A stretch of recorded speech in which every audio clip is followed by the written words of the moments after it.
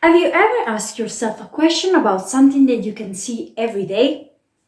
I'm pretty sure you're nodding at this moment, so just imagine something.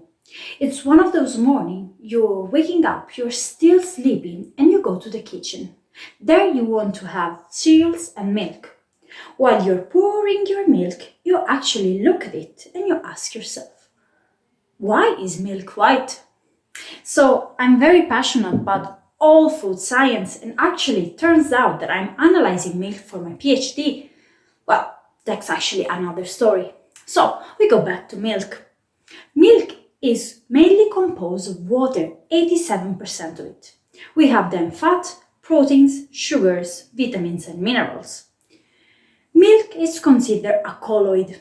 A colloid is when we have small particles of a substance into another substance. In this case, what particle do we have?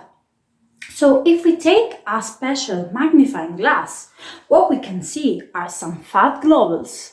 These fat globules are spheres or droplets of different dimensions dispersed in the water.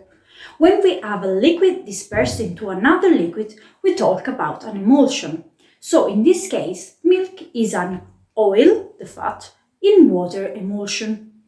These fat globules have actually also a yellow hue, and this is due to the fact that the cows eat the grass, and from the grass they take beta-carotene.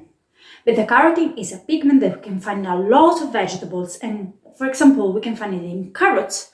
And what happens is that if we freeze milk, we can actually see this yellow hue. So I did it for you, and you can see it's the yellow. And it's actually the same that happened for the cheese. In the cheese, you can see the yellow due to the fat. So what happens if we freeze the milk is that the water will create some ice crystals and the fat will be all concentrated. So the dairy product actually here in Ireland have a lot of this yellow shadow because cows are mainly grass-fed.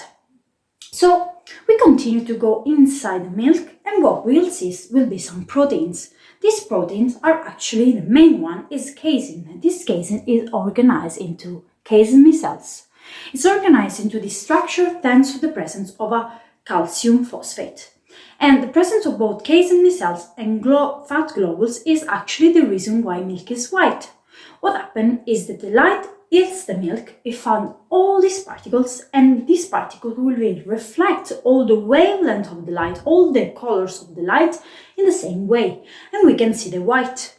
White we can consider it like a special color that is due to the blending of all the colors together. So next time you're going to grab a glass of milk, just consider all this science.